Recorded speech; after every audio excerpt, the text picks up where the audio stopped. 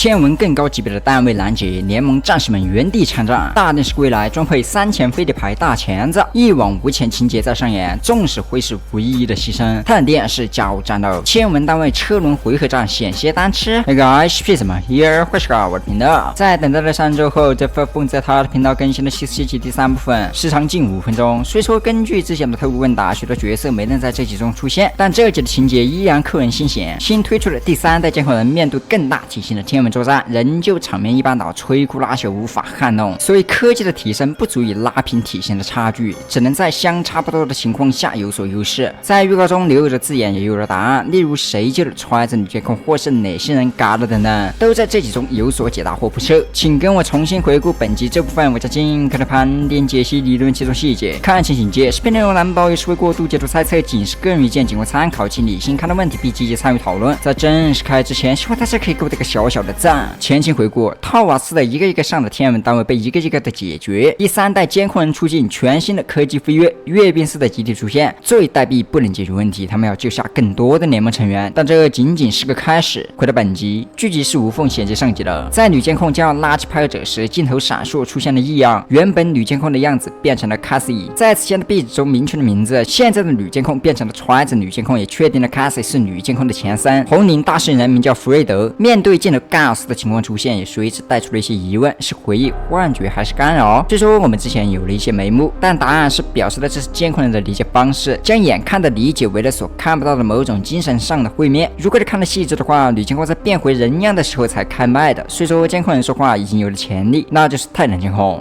但对于小单位来说还是首例。如果后续小单位仍旧不会像电视人这样随意开麦，那么这可能就是监控人自己的或者说精神上的方式了，就类似于我们在别的监控人视角是看不到的，但在某个以第一视角与之有交流体会的就能看到。这样看来，那么之前以第一视角的科学家能听到泰坦监控说话不过分吧？我不继续。拍者被揣子女监控拉起，随后亮起了大拇哥，这是上部分的结尾。而之后发生的故事便与之前预告时猜测一致了，双方开始互相出兵，左边传来动静，数个天文杂兵又来了，所有人快速响应加入战斗。随着拍者被爆炸波及，刚被女监控拉起才过12秒，再次瘫在了地上。难道这部分的大部分时间又要躺过去了？好像还真是。谁能想到76集的大哥大在77集躺着就完了？女监控翻滚无敌针号召开炮，第3代监控人悉数参战，架盾的架盾，瞄准的瞄准。这里可以看到小单位也有防御手段了。有趣的是，站得高就容易挨打，最后面的监控蜘蛛挨了一炮。相信经常打枪的人都知道刀枪无眼，这一幕告诉我们一定要趴下，不然就像站在房顶的特种镰刀战士被轰了下去。不过还是希望他没事。视角拉到左边，天文杂兵们悉数被命中砸成了一锅粥，近路的解决了，还有空中的天文战机。俯冲式扫射加撞击破坏了联盟成员的防守阵线，大士人被从炮子上的爆炸波及倒转落下。从后面来看已经没有了动静，且后续也没有他的出现，只有另一个白领的大摄影人。想必驾驶炮车的这位白领大监控又祭天了，其他人也匆忙躲避。女监控再次翻滚无敌针，随后向我们展示了新的技术，她的探头由蓝变红，这是女监控的锁定。但不一致的是，现在的她可以实现多单位联动施展，将自己的锁定共享给了浮游炮，使浮游炮悬浮其身侧充能蓄势待发。毕竟以女监控自身的枪炮可能无法撼动天文战机，换做浮游炮的话就另说了，巨大的炮管很快发射，炮弹直奔天文战机。沉浸输出的天文战机没来得及反应，就宛如流星坠落般被击中坠机了。见残血待收割，触发了斩杀线，麦克战士飞身而下，随后一声爆炸，想必完成了斩杀动画。一轮交锋战斗结束，场面再次恢复平静。拍者战士起身，弗瑞德回头点赞。随着一声音爆，一个更大的天文飞行单位来了，是天文湮灭战机。他一来就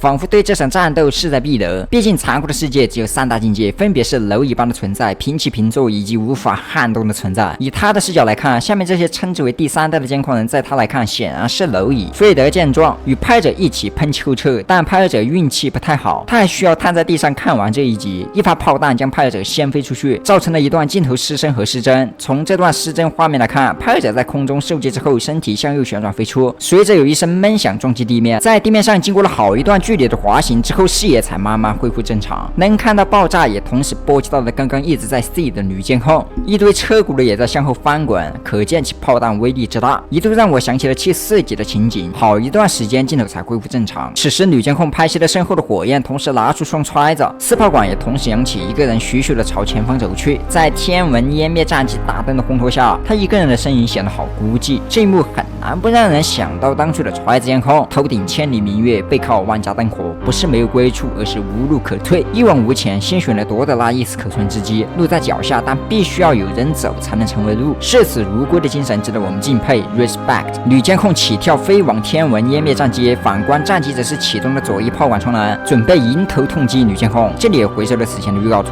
当中的配文称有谁能救她呢？马上我们就能看到，只见女监控飞行途中有一人打右边飞出拦截了，是女电神。不过这天文湮灭战机的瞄边炮法不错，仅是产生余波，没有命中，这才使得女电视救下了女监控。注意看，地上掉了个镜片。除此之外，第3代的监控人刚刚上线，高级的电神也有了改变。可以看到女电视背后有个圆盘，圆盘两侧还有俩尖锐的东西。从先前女电视飞出的过程中不难看出，没有飞行尾焰，且速度远比喷气背包快，说明这个圆盘替代了喷气背包，负责女电视的飞行。其腰部有着腰带，像是将圆盘固定在了背上，而不是直接改装的。腰带前端散发着紫光，兴许是给圆盘功能或是储存飞盘所产生的能量，也不排除前端位置才是介入女电视身体传导的可能。这样一来便可知斩知销了。后面有女电视捂着肚子，像是因为首次使用产生的不适应。不过这个飞盘我觉得肯定不止飞行这一个作用，应该能赋予装载单位能力较强，就类似天文通过更快的旋转飞盘获得更强的力量或速度类似，但这仅为猜测。那么有了这个东西，就表示电视科学家取得了研究的突破，已经可以将天文方的飞盘落实在单位身上，从而加强实力。除了显著的飞盘外，女电视的头部也有所改变，似乎增加了类似泰坦电视的折叠屏或其他不指明的装置，亦或是双刃电视的影响，但这个相比双刃电视明显更长一些，感觉屏幕的可能性大些。随后黑烟爆起，女电视带走女监控离开了，电神有改变的不止女电视一人。随着右边黑烟爆起，一个大型单位来了，从其儒雅随和的蜀洛口音来听是大电视，他表示众人在这里干嘛还不走？可以看到大电视的背后同样有了改变，也是一个圆盘且正在旋转，只不过这个更大更厚，像是个华罗似的。现在大电视加装了圆盘，难道要摆脱步兵的禁锢了？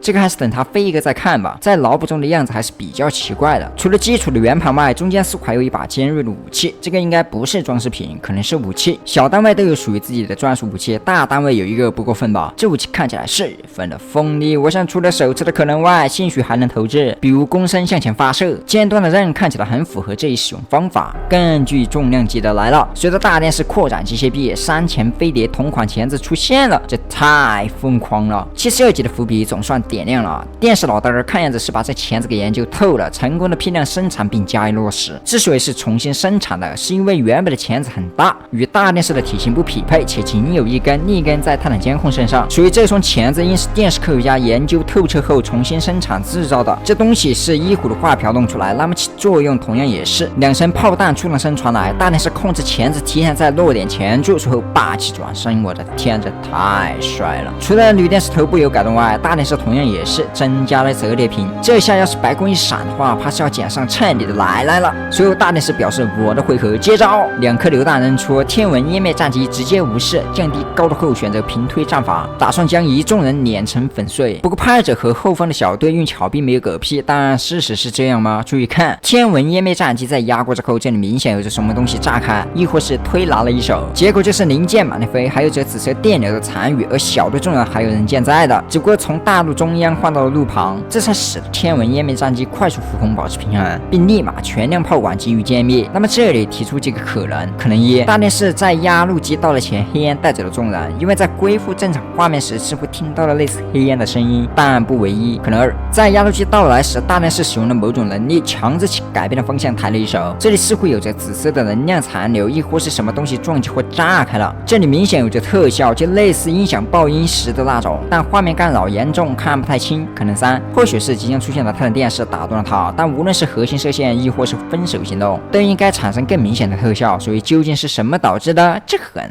难猜测。如果是黑眼走人，完全可以一条龙直接接回家了。他们来这里的目的很明显是接人，这点后面有台词说明，所以完全没必要仅是简单换个不远的位置。更绝的是泰坦电视打动了天文页面战机。如果是大电视的话，虽说有钳子就存在硬汉的可能，但我不觉得它的体型能够撼动天文页面战机，所以综合来看，可能是泰坦电视。你们觉得会是谁呢？我们继续。正当天文页面战机准备用粗鲁而简单的方式了结小队时，他的身侧黑烟笼罩，分手行动，但没有挑中，仅是划伤了一点。不过有一根炮管被飞弹命中掉落。此时伴随着鼓声、地狱加消失的光芒 BGM 的跌宕起伏，泰坦电视来了，可以看到其完好的电视屏幕，说明经过了维修。遗憾的是没有升级。之前我们提到需要一些契机，那这契机现在就来了。他一来就战神狠话，回收预告字幕，有人要嘎了，但不是我，那会是谁呢？一会儿就能看到泰坦级别的较量终于来了。战前话语结束，种子选手湮灭战机见状抢先发难，3连3发飞弹破膛而出。泰坦电视只是单刀拨开，顺带发射核心射线，卸掉了其第二根炮管。天文湮灭战机化悲愤为狂喜，喷气加力试图撞死泰坦电视。果然，战斗的最终贸易永远是肉搏。湮灭战士开炮破坏了泰坦电视腰间电视头，同时展示了拥有一副好牙口，再卸掉了泰坦电视的一块折叠屏。反之，泰坦电视只是刀挑掉了湮灭战士下方的转动轴，同时诱导湮灭战士看着泰坦电视，强制全屏同步红光洗脸。但其拥有的头盔自带护目镜可以抵挡。泰坦电视左肩爪刀一扒了啊！我的头盔啊！我的头！还没来得及战斗结算，后发一发炮弹带走了泰坦电视左肩电视头，是天文冲击战士啊，就是那种从天而降宛如流星坠落的战士。此时他准备蓄力第二发，发射后但没有动静，估计是落空了。从其背后出现了一个单位攻击偷袭天文冲击战士，放大后可以看到这个单位的外观类似天文拦截战士，估计是个新研究的壳子机，上方似乎有着白色厕所，